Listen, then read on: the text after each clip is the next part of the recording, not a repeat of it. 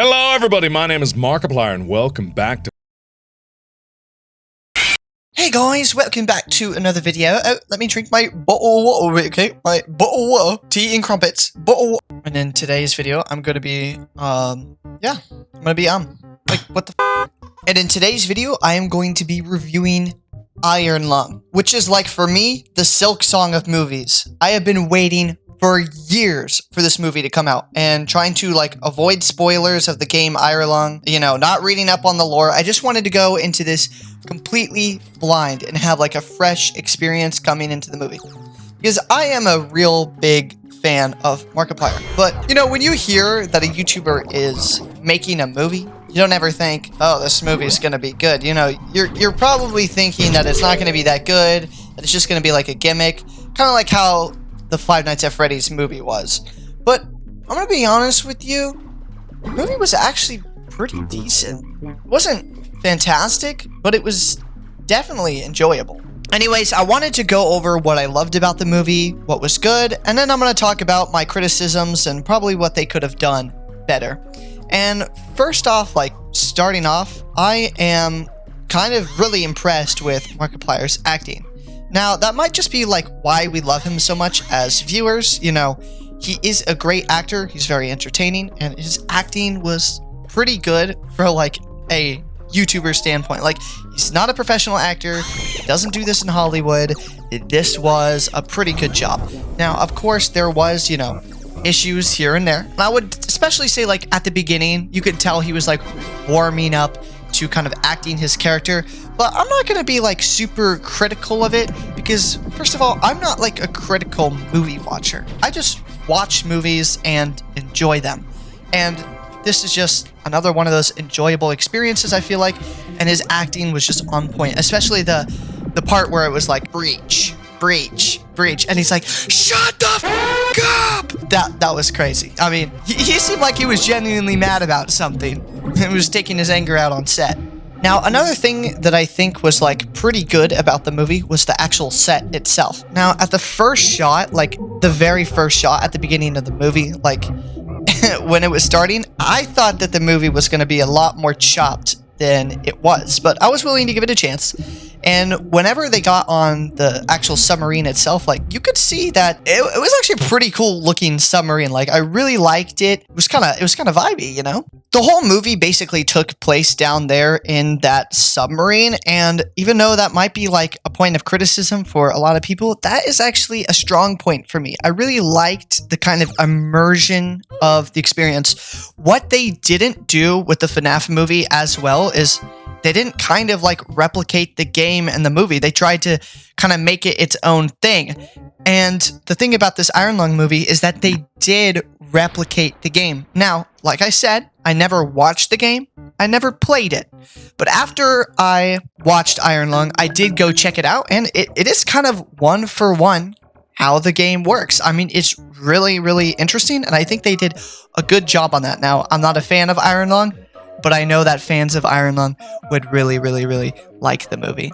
And, like, what a strange game to get a movie anyways. Like, you wouldn't expect that Markiplier would be making a movie on Iron Lung, of all games. Now, one common complaint I hear about this movie is the pacing. And in my personal opinion, this is not an issue at all. I just feel like people's attention spans are just so cooked nowadays from, like, short form content and TikTok that they can't, like, actually enjoy a long story. And an example of a slow burn that I really, really enjoyed besides this movie was the Batman movie, like the new Batman movie. This was probably one of my favorite movies of all time, by the way, because it wasn't fast-paced and, like, it didn't rush through the movie. It was a slow burn, and since I loved every second of the movie, I mean, I'm gonna obviously love the fact that it was long and that there was plenty to watch. I mean, I really enjoy slow burns. I feel like it's way better than these fast-paced rush plots. I mean, if you ever watch Carnage, Venom Let There Be Carnage, that was a rushed movie. And you could see that a movie that's drawn out, in my personal opinion, is better than a movie that is rushed, because you can always fast forward a movie, but you can't extend it. Now for my criticisms about the movie, and that is especially having to do with the ending. Now, I love that the fact that like things ramped up at the end, that it got like really kind of spooky and really gory, and you know, the horror aspect of the movie like started to come out. But one issue that I had with it is that there was a million things happening at once. Like at some of the points, especially the dialogue, like it was kind of incomprehensible. Now, I know that it was purposefully incomprehensible, but it feels like it was too much. Like, too much not understanding, too much screaming in your face. It was like a nightmare, like, like a fever dream, kind of. If you're into that sort of thing, sure, but like, at the very end, it was tense, and it was definitely very cool, but it was just like very shaky and all over the place, and you know, it could have had more structure there. You know, it could have still been chaotic, but it could have been like ordered chaos. Now, this just felt like kind of randomness at times. Now, another criticism I have for the ending of the movie, and in fact, it's actually my biggest criticism for the entire movie, is, spoiler alert, the very end, when Markiplier basically dies. Now, I know his name in the movie is Simon, but like, come on, he's Markiplier. We spent 2 hours with Mark, you know, kind of falling in love with the character that he was building, and, you know, the character that we like, and we were all hoping that he was going to survive in the end. But nope, died.